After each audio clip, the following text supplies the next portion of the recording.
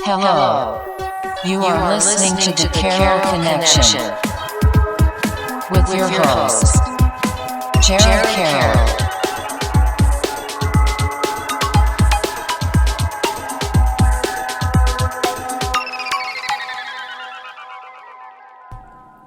Hey everybody, welcome to the Carroll Connection. On today's episode, I'm going to have a really interesting guest today. Goes by the name of James Carroll Sr., also my grandfather. He is also co-owner of Art and Soul Gifts located in Cranston, Rhode Island. I'll be posting their information on my Instagram post when I post about this podcast coming out. So let's bring him in. How you doing, Grandpa? I'm doing great, Jared. How are you doing? I'm doing fantastic. Great to be here. So kind of let's just dive right straight forward into this stuff. Recently, you were diagnosed with cancer. Do you kind of want to just educate the people on your diagnosis, what type of cancer, and all that stuff? I can do that. Yes, on April 11th of this year, I hadn't shown any symptoms of what cancer would be. I've had heart problems for years, and I thought it was probably my heart, but they took me into the emergency room and did an x-ray, and it came back and it showed I had cancer.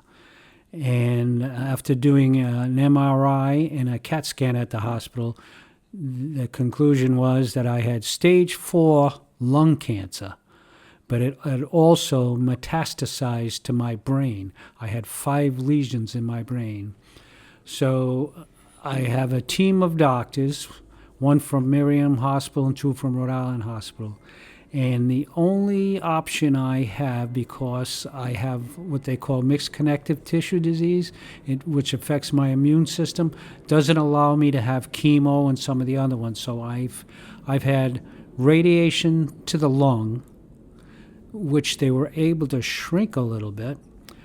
But the 5 lesions in my brain, they do what they call a cyber knife, where I am fitted with a mask that covers my head and my face, and they have to mark these things in the mask precisely so they go in and hit the right spots in my brain. Unfortunately, the first time we did it, only one of the lesions was 80% gone. The others were all there, but they were damaged. So about 3-4 weeks ago, we went in and did the cyber knife again, and one of the reasons we did, not only for the existing lesions, but they look like there might be 2 new ones. So I did those about 3 weeks ago, and November 4th and November 7th I will have CAT scan and MRIs, and November 12th, which happens to be my 77th birthday, I will get the results of that. So That'll be interesting. Yeah. You'll definitely have to let everyone in the family know what kind of goes on with that. Yeah. Did they want you to do a lot of radiation stuff when it comes to that, or is it just... They're going to treat it as every time that they take these results from the MRIs and everything. It's a very good approach, I believe, and the doctors are very, very open to some other things, trying other things and stuff like that, such as I have a friend who is a Native American, and he's pretty well versed in about drugs and everything like that. He ran a drug clinic for young people for years, and when I told him I had the cancer, he said to me, "You should try this," and this was turkey tail mushrooms and chaka mushrooms. They are actually in pill form. So my wife, Susan, researched this stuff, and it showed that the mushrooms try to attach themselves to the tumor and try to slow it down. Now, like I said, they have shrunk the tumor a little bit, and how much was from the radiation and how much was from the mushrooms, I don't know. But one of the things they are very surprised about is how well I'm doing. I really haven't been sick at all. This is 6 months in now. Yeah, you look really good. Yeah, I feel good. I feel great.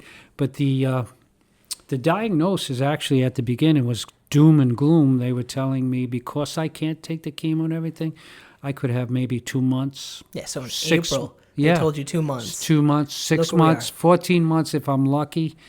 And it's been 6 months in. I haven't felt any different than before I was diagnosed. But one of the interesting things is after my wife researched these turkey tail mushrooms, my friend had told me that the Chinese and the Japanese have been using them for years and everything. There was a article in Natural Magazine about them. So my wife told the doctor about it, and he said, "I like to see that." Now, he's a very young doctor and aggressive. I'm not sure if an older, established doctor would go along with using this stuff. No, I feel like a lot of doctors, too, especially the older ones, are kind of like iffy, especially like when using cannabis and all these other type of alternative medicines. I think a lot of them are kind of weird about that. Exactly. And just to get off the mushrooms for a bit, I've had arthritis all my life and different things going on. I've had back surgeries, hip surgeries, and stuff like that. But I take the CBD and everything like that. Some doctors, when I tell them, "How you doing?" I say, "I'm doing good. I'm taking the CBD." And they just kind of look at me like, but I pay no attention to that. But anyway, getting back to the mushrooms with my doctor, he said to my wife, "I'd like to see that article," which surprised us. It shouldn't have. Like I said, he's a young guy. He read the article, and he says to me, "If it works, do it." And every time I see him since then, he says to me, "You look great. How do you feel?" I says, "I still feel great." He says, "You taking the mushrooms?" I said, "Absolutely." He says, "Well, keep doing it." So that's where we stand with that. And like I said... With those mushrooms, are they like psychoactive? Because I know some people, when they hear mushrooms, they think of like the psychedelic part. No, these are not. These are not. There are other types of mushrooms that are like that. Yeah. But... no, these just seem to do what they're supposed to do. So, like I said, I'll be honest with you. When I was diagnosed with this, a lot of people probably won't believe this. I didn't flinch at all. I thought possibly it was my heart again because I've had a history of heart. And when they said cancer, I just, okay, that's what it is. It is. And then when they gave their estimates about how long this before it could get to me, I really didn't flinch in. And to be honest with you, like I said, this is 6 months in. I wake up every single day never thinking about the cancer. I just go along and do whatever I've been doing the rest of my life. And a lot of people say, "Well, you got a great attitude." But I look at it this way. If you think about something that is inevitable because it's cancer, there's a good chance you're going to get sick one way or another just by the mental thing and everything, the withdrawal and everything. I'm not about to let that happen to me, so I know the end result is going to be what they predicted, but when it is, I'll deal with it when it happens. Yeah, you're willing to keep fighting. And Yeah, I think that's half the battle, too. With a lot of people, mentally, they just kind of quit. Yeah, absolutely. We have hundreds and hundreds of customers at our gift store, and quite a few of them know about the diagnosis, and they come in and check on me all the time, and they say, "Boy, you look great, you look great." And I feel great, but there's others that don't know anything about it, but I'm sure they see me. I think I'm in pretty good shape for a guy that's going to be 77 years old because... yeah, I'd say so. Yeah. One of the keys, I believe, like I said, I had this mixed connective tissue disease for 33 years, and it affects your immune system, your heart, and everything like this. I was very athletic when I was young. Actually, when my wife met me in my early 40s, I was still playing pretty competitive softball. And as you can see right over here, I have a stationary bike, and I have weights and everything like that. I try to keep in shape, and I think that's an advantage to anybody that gets illnesses like this. Is if you're in shape, stay in shape. Oh, definitely. I tell that to my parents all the time. I'm like, what's going to get you is not being active. Like, that is like the most important part. And I understand too, especially with older generations too, like that wasn't really taught. Like now everyone knows like you need to be exercising. I'll give you a prime example.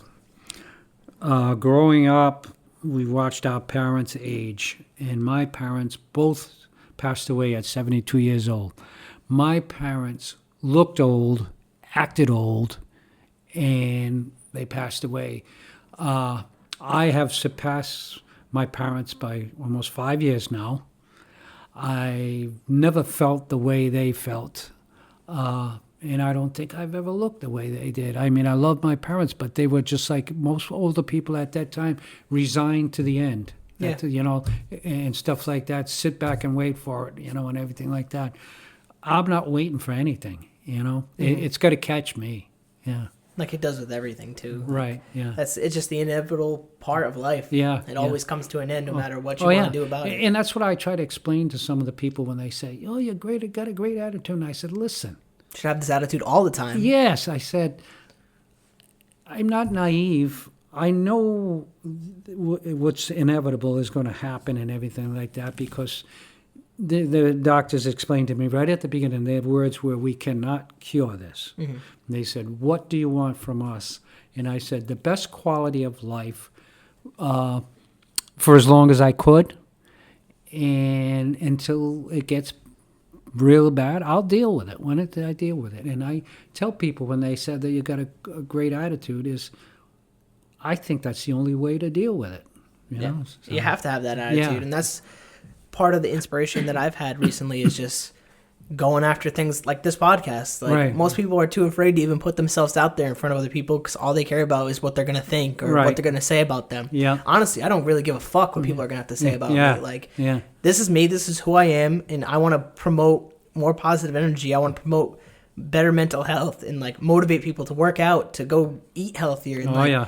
people aren't doing that. And there's not enough people out there in this world pushing positivity. And that's what this is all about. Like, this whole conversation is directed towards that, and like the way you're mentally taking on a diagnosis, especially like that, where you know you're gonna die. Like, there's no way around it, and you're just faced with it. And keeping that positive attitude, I feel like, is only just gonna keep you alive longer too, regardless of whatever medicine that they give you or whatever medicine you're taking. It's all in the mind. I feel like a huge battle is all in the mind. Exactly. I agree with you 100%.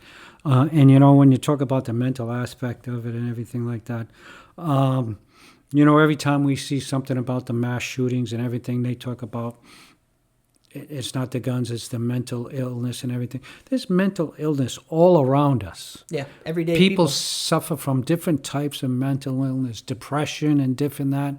And I just don't think a lot of people close to these people recognize it, and that's where the problem. Until it's too late. Yes, and I think people really need to pay attention. And sometimes, they talk about other things when they say, you see something, say something.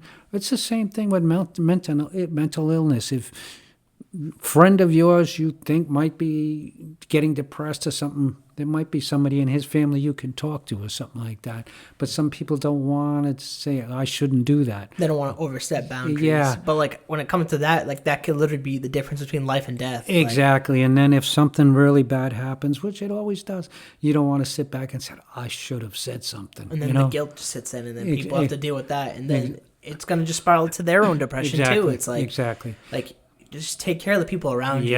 It's the most obvious thing that people just forget, especially nowadays. Like, no one really cares about the compassion anymore. Right. Like, people forget about the caring aspect and the love. And, like, people, it's kind of corny, it's kind of cliche, but, like, that stuff matters. Like, it really does. Yeah, it does. And like I say, there is so many different phases of the mental illness for different thing and everything like that. And it's a national thing, the mental illness in this country, for young people committing suicide, and young school kids, you're reading about it all the time, they just commit suicide. Maybe sometimes there's no signs at all, but a lot of times you'll hear afterwards somebody said, I should have said something. The idea is... I feel like a lot of time, too, is like, sometimes it's people you wouldn't even expect. But right. Like, and there are signs, too, and people are like, I should have seen that. And like, I know, especially just within my own town, there's been a lot of young people that have passed away. Yeah. There hasn't been disclosed reasons, but people obviously are quick to assume that type of stuff. But like, if people just reached out more and like actually cared enough to like send them not even just a text, because like that was part of my post when I made it on Instagram and Facebook was people just want to write on your Facebook wall, they want to send you a text and like act like that makes the difference. Like, I don't care about that. Like clearly, like you're thinking of me, but when you post it on my wall, all I see is that everybody else sees that. Yeah. And mentally, you could just check that off a list. Like, hey, I reached out to him. Like, it doesn't, like, at least I tried. Yeah. To me, that's not trying. To me, you got to literally call me, like, or text me, be like, hey, we should talk sometime. Like, give me like a window and we'll call each other. Like, calling, FaceTiming, like. Yeah. But the more important thing is meeting face to face, like, getting lunch. Like, everyone wants to go get a drink all the time. And I'm not really big on alcohol either, but, like, just even that is still better though. It just that face to face conversation that's not happening anymore. Exactly. Yeah. Maybe it's just a generational thing. I don't know. I don't know. I think years ago it was kept hidden more when there was mental illness. Nobody wanted to talk about it at all. You know, years ago, anything that was sickness or anything, people really didn't want to talk about it and everything like that. And, you know, especially in men. Men don't want to talk about that stuff. Yeah. It's you gotta suck it up. Is the mentality? Nobody wants to admit they can't do this or do that. You know, besides my cancer, when I met my wife Susan 33 years ago, I was working 2 jobs, one at Brown University taking care of the athletic fields and one working in a restaurant. Working 2 jobs, playing ball 2 nights a week, doubleheaders a week, and I was in great shape. Within 6 or 7 months after we got engaged, I had to retire because of mixed connective tissue disease. That was a real blow to my ego because I couldn't work anymore and I couldn't bring in money. I had to depend on my wife, who we had just met earlier in that year, to step up and support me basically the rest of my life and everything. I did manage to find a way to make some income for 15 years and everything like that, but eventually I had quintuple bypass in 2005 and I wasn't able to work a full-time job anymore.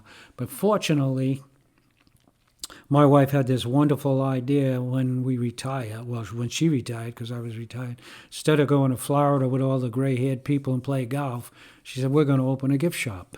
And kind of talk to me about opening a gift shop. Like, all right. I think that'd be great for people to know. It's called Art and Soul Gifts, located in Cranston, Rhode Island. I'll posting their Instagram, and you can check it out. There's some really cool stuff. But talk to me about that, like how you open that up. Okay, now, like I said, this was her idea. My wife worked with people with disabilities and stuff for 38 years and everything. So this was a leap for us. Neither one of us were artists or anything like this.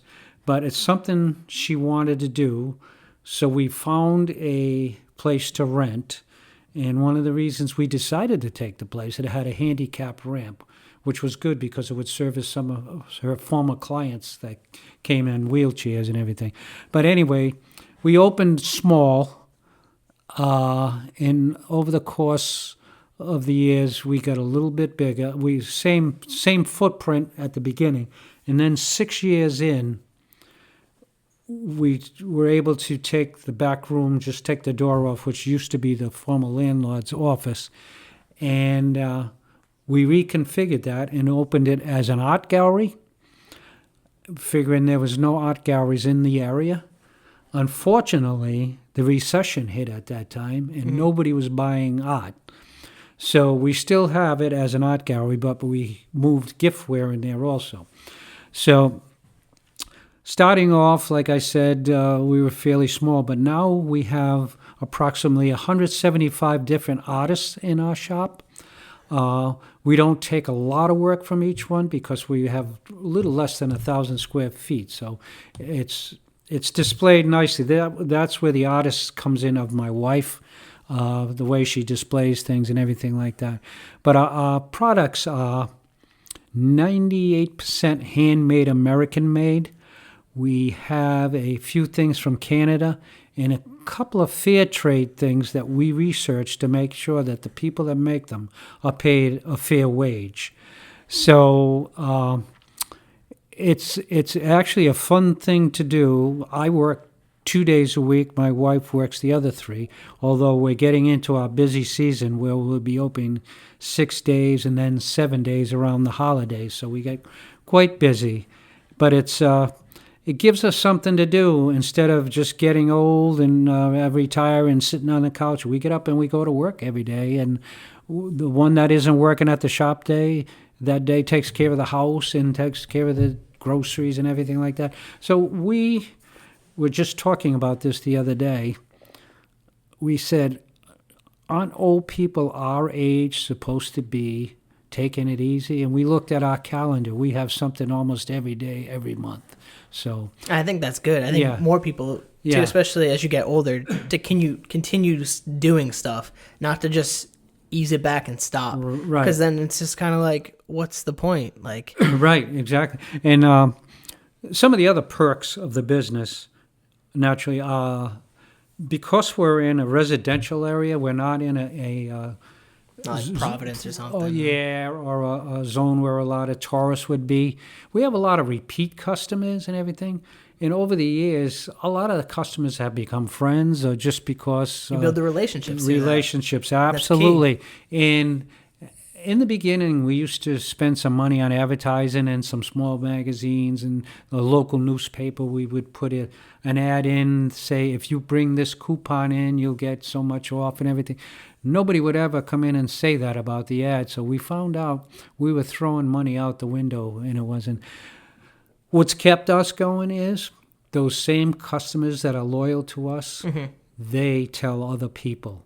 I think a way that I think I could help too is through social media. Yeah. I'm definitely pretty suited in using social media now, especially that I'm using this platform, and this platform is going to be used to help promote people. I want to promote their ideas and their businesses if they have that part of their lifestyle. So everyone that is listening, I will be putting the Art and Souls gifts, their Instagram, and they also have a website too you could check that's in their bio. Please check them out. It definitely mean a lot to me as well as my grandpa if you check them out. And I think a lot of people, especially now, I think art's such a big thing right now too. So if the more we can get it out there and share it with people, I think it'd be pretty great. And I'd love to see more faces in that store too. Yeah. We would appreciate anybody coming in. Just take a look, and we can guarantee you there's not many handmade, American-made gift shops around anymore. A lot of the stuff is made in other countries and everything. We know all 175 artists. A lot of artists have representatives that say they'll come into the shop and show you. We talk to the artists themselves because when our customers see an article that they want to buy, they want to touch it, and they want to know who did it. And we have a file behind the counter of every single artist that we've ever had, and we can give them a bio about them, their personal, how they got started and how their work is done and everything like that. So it's a personal connection. When you go to a Walmart or you go to a Macy's and everything, you're buying something that has a name on it, but you have no idea who made it or how it was made or anything like that. Everything that's made for our store, we have an explanation for it, who it was and how it's done. And a story behind it. Exactly. That's awesome, and, too. yeah, that's exactly because you're building relationships, too, not only with these artists, the customers who are buying it also have a chance to even figure out who did it, and like they could research them themselves and like, try to look them up and all that stuff. Like there's a ton of options for all that. Do you allow other, like if there's like a local artist, do you take on other artists? Oh, absolutely. Some people will... tell us, I have a friend or I have a friend's son or daughter that makes something and everything like that.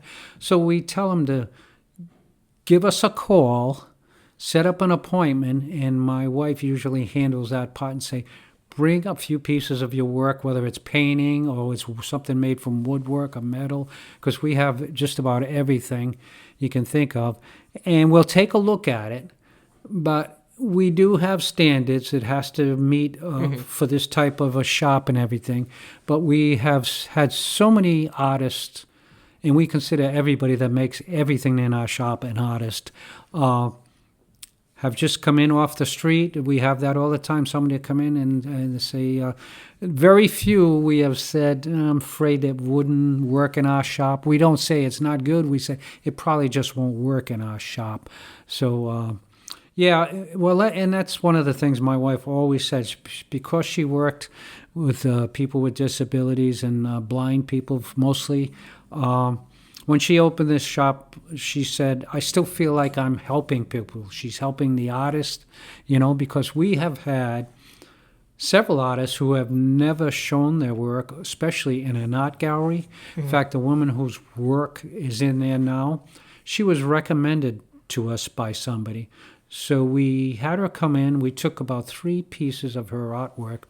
We didn't put it in the gallery. We put it up front in the store, and people seemed to like it. So we decided to have her in the gallery, and when somebody puts their work in the gallery, they sign a contract and they stay for a month. And somewhere in the middle of the month, we have a reception. We have food and drinks, and we invite the public, and we tell her to invite all her friends. And people get to come in and see somebody's work and talk to the artists themselves. It helps them, but it also helps us because it brings in new people. And what I'm getting at is getting back to the advertising we used to do. Mm-hmm. Our advertising is all word of mouth now. And that's crazy now too, especially nowadays. That's pretty impressive too. That it's still by word of mouth.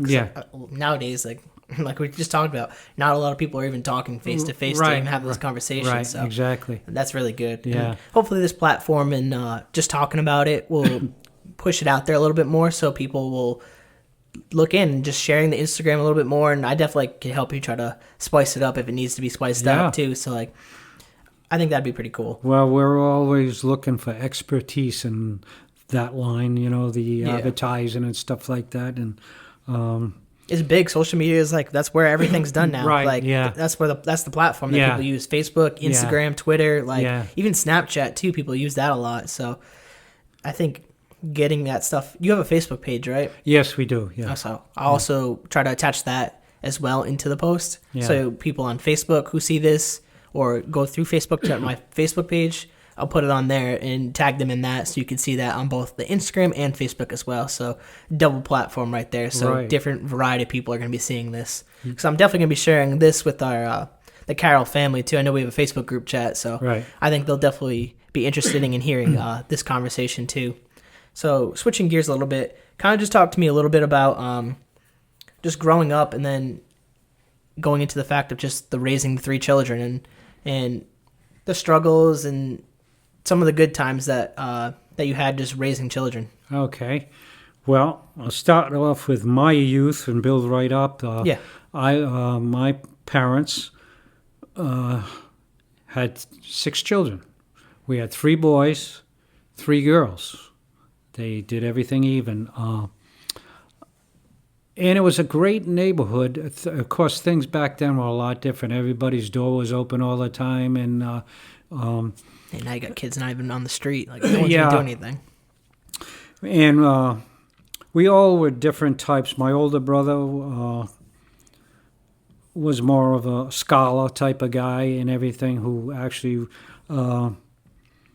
we all went to the local school, Sacred Heart School. We got a Catholic education, and we started singing at a young age because my dad, who was the director of public welfare in East Providence, Rhode Island, was also an entertainer, and he used to put on shows, minstrel shows, for the schools that we went, and we would present a show every year at the local high school.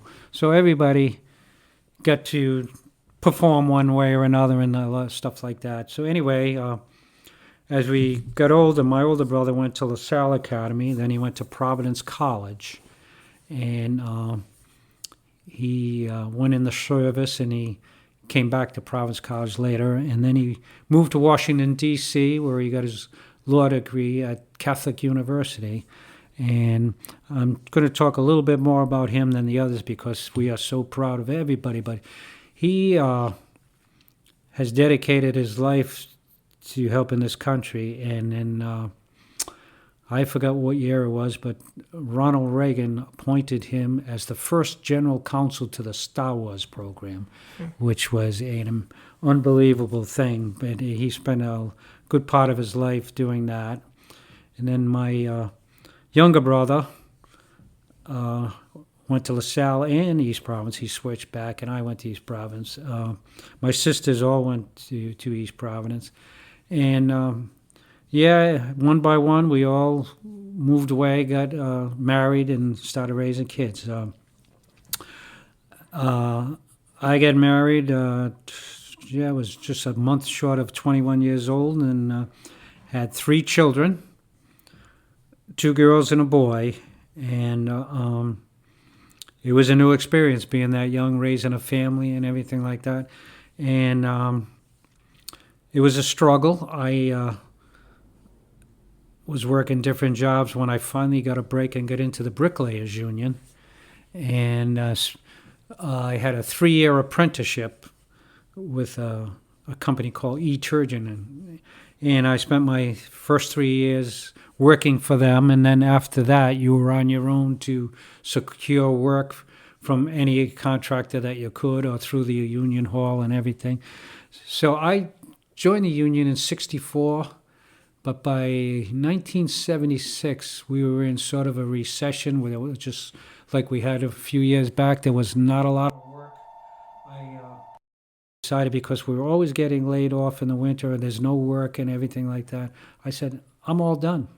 I quit the union. Everybody said, you should keep your book, but I didn't. I went to work for the City of East Providence Parks Department because I had worked there when I was a teenager, and they knew me, they hired me. But I eventually moved over to Brown University and worked on their grounds crew. They have 2 crews, one up at the campus and one down. Takes care of all the athletic fields, which was something I enjoyed doing. I took care of football, lacrosse, both men's and women's, field hockey, baseball, softball, basketball. I took care of all that stuff. I enjoyed it. It wasn't just me. We had a whole crew and everything like that. It was a job I really enjoyed, but unfortunately, that's when I came down with the mixed connective tissue disease 6 years after I was at Brown University, and I had to retire at 44 years old. So by that time, my kids were getting up there and stuff like that, and little by little, they all graduated high school, and my oldest daughter went on to college. And she works in social work, sort of like what my wife was doing. So they're kind of 2 peas in a pod there. My son didn't go to school right away. He did some menial jobs, but he eventually went back to school in his 30s. And now he's an administrator at a hospital. And my youngest daughter, Tracy, is a school teacher. So I'm very proud of all 3 of them. And I have 2 stepsons. One lives in California, who's in the tech industry, very successful man. And one who lives in Little Compton, Micah, who is a self-employed carpenter. And they have 4 children. So their 4 children and all my children's children, we have 13 grandchildren, and they were all born since my wife and I have been together. So following them through their athletic endeavors or their musical endeavors and everything has been a great experience for us, because it keeps us on the move and everything. And as they get older, they get into different things, and we try to keep up with them. So it's been very interesting, yes. It's probably interesting, too, just seeing the change in generations as they kind of go. What would you say is like the biggest difference that you've noticed between like when you were a kid and kind of what's going now, like dealing with like some of my cousins? Okay. Well, actually, one of the biggest ones is a stickler with me is we were growing up, we had dial telephones in the house. You had to actually dial it. Mm-hmm. But when you wanted to go call your girlfriend, we had to go to a phone booth so nobody would hear us. You have to go search out a phone booth. But Now you see everybody's got a phone in their hand, not All just times. all the time. Young people, older people. I understand technology is an important thing. I'm not very tech savvy myself, but I understand the things that are good for emergencies. My family made me get a phone because of my illnesses, and but it really bothers me when I see kids. When I look out the window at the shop, I see the kids get off the school bus, and 4 or 5 girls be walking together, but not one's talking to each other, but they're all talking into a phone. They're talking to somebody else, and I think that's what we're losing in our youth today. Is That connectivity. the connectivity is exactly it. I mean, That's the whole name, the Carroll Connection. kind of the premise behind that too is that those connections. yeah, and that really bothers me. It really does. I see customers pull up in front of the shop sometimes, and I stand up in the shop a lot so I don't have to sit down and and stuff like that. And I see people pull in because we have a restaurant next door, and they look like obviously they're going to the restaurant. They're my customers, but as soon as they pull in, they're talking on the phone, and it seems like 5-10 minutes and everything. So finally they go in the restaurant, and they might spend 15-20 minutes to a half hour in there. As soon as they come out, they get in the car, they don't start the car up. They start talking on the phone. And of course, I can see they're texting and everything like that. Yeah, it lights up. And I'm wondering, what did you miss when you were talking before you went in the restaurant? I bet you talked on your phone while you were in the restaurant. Yeah, you see at the restaurant all the time, people are on their phones. Yeah, so I'm saying, you tell young people this, and they think, well, they think they really need to have this phone in all the time. But I think they're missing out on a lot of things. I think it's a big thing now too. Like I try to be less on my phone as much as possible. Yeah. It's so hard now because everything is so interconnected with your phone now. It is. And I understand because things have changed way faster since some of the technology has gotten better. I mean, talking about going back to our shop, retail, which is what we do, is in big trouble in this country because of Amazon, Walmart, because young people who have their phones, when they need something, they just text or whatever they do. Type it in on Amazon. Type it in, and they got a package the next day and everything like that. That's what happened with this pop filter. Right. It took 2 days, not even 2 days to come in. Exactly. And what that's doing, it's eliminating a lot of businesses. And Especially the small businesses. Exactly. But it's also eliminating another thing is a personal touch. Yeah. Coming in to meeting the shop owners and to actually picking up the article that you want to buy and expecting it. On your phone, you're looking at a picture. You're ordering a picture. Yeah. When you come into a shop, you can pick up the article, you can touch it, you can say, yeah, this is what I really want. But that's just me. I mean, I got to admit, the older I get, the less I care about watching people do that. But I understand it. I understand technology's here to stay, and there are great things. There's good reasons why we should have those phones. Yeah. But there are reasons we shouldn't have them in our hand all the time. That's my bottom line. That's the biggest part. Yeah. And I think you see it all the time, especially like I even see it with the kids younger than me, and like I've only been out of school for 5-6 years, and it's like it's crazy. Like these kids are like glued to it, and it's like that can't be really good for your mental health. Yeah.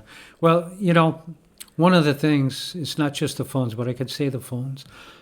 Sometimes you see some really young kids with phones, and their parents say, well, if something happens, we got to be getting contact. And people of my age and even younger say, we never had those phones. Things happen. We figured a way out to contact people or do something. If something was serious, you were near a store or a house, you could ring a bell and go up to somebody and say, we need help or something like that. But people don't communicate that way anymore. You go up to someone's door now, they probably wouldn't even answer the door. Right. I understand that because everybody believes everybody's bad now, which is bad because that's not the truth. We need to change that mentality too in the culture. Just switch from that negative mindset and be more positive. Oh, yeah. Point of the podcast. Absolutely, yeah. But I mean, like I say, I understand every decade, like when we were growing up, there was certain things we watched on TV, and there wasn't a lot to watch.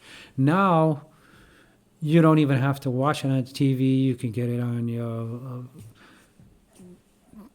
all your different things, your computer or your anything like that. You can even if you have a smart TV, you can just YouTube stuff on your TV. Right. You don't even need anything. And that's the other thing. You've got so many options. You can watch Netflix. You can watch Amazon. We didn't have anything like that. So, I mean, the options today are unlimited, which I think is good. I think it's good. But we're losing touch, though. Yeah. A little bit. Yeah. But, I mean, they're really on... television and movies have changed completely from what they used to be definitely. and stuff like that, which is good in a way. But some ways, some of the old movies and television gave you more a feel of family type of things and stuff like that. But some of the comedies are like that maybe today, but not in serious stuff. So, but anyway, change is good, and that's kind of, it's definitely, I do like the change, and even just, I like the fact a lot of younger people too, hopefully, I think are switching their mindset of just trying to do the same old thing that the parents have done generation after generation. And that's where I'm trying to promote that to people is you don't have to be the same thing as everybody else. Exactly. Like, especially now, there is so many options to do whatever you want to do in life. Right. And there's no excuse to just not do it. Like, I went through the process. I had tried a bunch of different things. I worked a ton of different jobs, and it just led me to the same point every time. This is not what I want to do. Right. Like I always say, do what you love. And it is true, though. You have to do something you're passionate about. Right. And I'm slowly finding my way towards that. And I have credentials, though. I have a business degree and all this stuff. And I want to use that to keep going forward and never taking that step back. Right. But I'm willing to take a step back if it teaches me the importance of a certain industry and things like that. Yeah. So I just want to keep learning. That's the big thing, is never stop learning. Right. And being able to adapt to new things. And people just get locked in. Yeah. And I don't want to be one of those persons who works in a cubicle and you get locked into a certain job for 30, 40 years. And then one day they're just like, hey, we don't need you anymore. Right. And you just became so specialized at something that you're expendable now. And I don't want to ever become that. Yeah. And that's why I'm doing something like this. Like, I've always loved just talking to people and having like an actual real conversation. Right. And I never thought about using a platform like this because I know Grandma was talking about making a blog, and I was like, I don't know. I don't really read blogs. Like, and I know a lot of people who don't read blogs. People don't like reading in general anymore. Right. So like, I was like, what do I like? And audio is fucking huge right now. Oh, yeah. Like, that's why podcasts, like I listen to a ton of podcasts. I was like, I think people would actually be interested in the conversations that I'm having with the people who I'm having them with. Because I'm not just talking a bunch of bullshit, just talking about nothing with people. Like, this is a good conversation, and people should hear this, and I think it could help people too, like inspire them a little bit too. Yeah, I agree. And one of the things you just talked about is not wanting to do this for 30 years or something like that. But if you remember our conversation a week or so ago, I said, you know, there was a lot of times I was afraid to take chances on things in school, growing up, or jobs, take a chance on that job and everything. When I got diagnosed, like I said, I haven't changed, but the only thing that's really changed to me is every day is a great day for me now. And the only thing I can put out there for young people, or anybody actually, is if you don't feel right about what you're doing, take a chance. Don't be afraid to take a chance, because that's one of my biggest regrets. I don't have a lot of regrets, but that's my biggest regret, is I didn't take the chances I should have taken. I mean, you know, you don't just fail, you learn. Yeah, that's the key. Yeah. So anybody out there listening to this, that would be my gospel to you, is if you want to try something else, do it, you know. What do you have to lose? And if like you're I already said, unhappy, what's the difference? And like I said, if you fail, you will learn something from it. Yeah, you're going to learn not to do that again, and you know you'll what? be better. Exactly. So, yeah, that's what you got to do. You got to keep moving, and you had a good point about being in a job for 30 years and they let you go. But one of the big things about growing up, most people, their parents worked in a job wherever, for a company or something like that for 30, 40 years. But there's really not much of that left anywhere where anybody ever works in the same company. Yeah. For most people change jobs several times over the course of their careers. I think that's changing more too now. That's the way it is. Around. Yeah, that's the way it is now.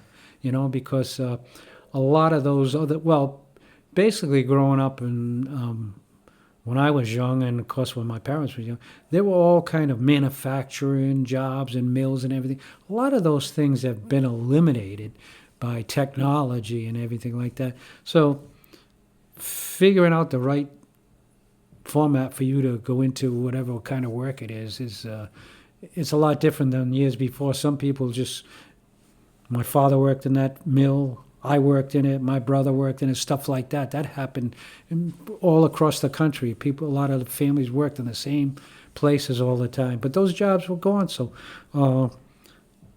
everybody's had to learn how to adjust on the run. And like you said, more and more of that is changing today. So, I think it's good, too. Yeah. I don't like the idea of being in the same spot for Yeah. 30, 40 years. Yeah. Like that, literally that thought as I was going through school was like, so I'm just kind of supposed to just do this for the rest of my life and like be happy, like, Right.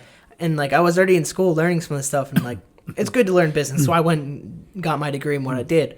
I wanted to understand that because eventually I would like to own my own stuff. But like going through the process of what I was just doing, like I wasn't super unhappy until I got into a place where it was toxic and the work environment wasn't good. So once the work environment wasn't good and I already didn't like what I was doing, then I'm just like, what am I doing? Yeah. Like this is not for me. And like I'm taking a risk. Yeah, I am taking a risk. I know I was leaving a really good company with good benefits and all that stuff. But that's not what I want to do. And especially being young, like hearing what you've had to say and like I'm going to take a risk. If I fail, I fail. Like I know I'm a hard worker and I can pick myself back up. Right. And I'm never just going to not quit. Like I don't want to give up. And like if I'm young enough where I could chase my dreams and like I don't care about being successful using a podcast. Like that's not the purpose of my podcast. Right. The purpose of my podcast is to educate people, motivate people, spread the positive energy to people, and talk about mental health and how big of a fucking issue that is in this society where we just don't care anymore. Right. And it's like you get people who are literally like killing themselves because they don't know how to deal with this stuff anymore because they don't have anybody. Yeah, right. And we need to build those face-to-face connections. And that's the point of this. And I do appreciate you taking the time out of your day to sit down with me and talk about this stuff and share it because now forever I have record of this. I can share it with my kids and they can share it with their kids. Pretty much the hierarchy of the Carroll name. And I already know me and my brother is like the last ones holding this name. So we definitely have to keep the generations going. So, Yeah. Well, if anybody got anything out of what we talked about today, I'd be very happy that happened because I think stuff like this, conversations like this with other people, different ideas about maybe the same topics but different ways of approaching it. Exactly. It's good for people to hear different ideas. So, like I said, I hope somebody gets something out of this. yeah, definitely. So we're kind of wrapping up here. And I guess I've been kind of asking the same question to a lot of people. And I know you kind of already touched on this, but I guess what would be your final advice to someone who wants to chase their passion? Well, again, without saying the same stuff we already said. Yeah, it's kind of hard to say that. Like I said, as far as taking a chance, I mean, I don't know if you can just jump into a job that you think you would like to, but I think you've got to do a little thinking and research about it and everything like key. That. Research and start somewhere. Yeah, I mean, you got to assume there might be some risk taking this leap or something like that, but you got to look at, where am I now? Am I happy doing what I'm doing? And if you can't answer all those questions, say, yeah, I'm feeling good. But if you're not, you got to take the leap. That's the way I look at it. You got to go for it. Yeah. And like I said, especially if you're younger, if it's not the right thing, I still think even by taking that, you learn something. Yeah. And that's the key. Always learn. Always learning. Yeah. All right. I think that's going to conclude our episode. I want to say thank you to everyone that's been listening. I will also be sharing the Instagram for Art and Souls Gifts in Cranston, Rhode Island. I'll be sharing that Instagram on the post when I post about this podcast. So please check into that. Also, if you like the podcast, please follow, subscribe, like all that stuff. And just keep it real, everybody. We'll catch you next time. Thank you.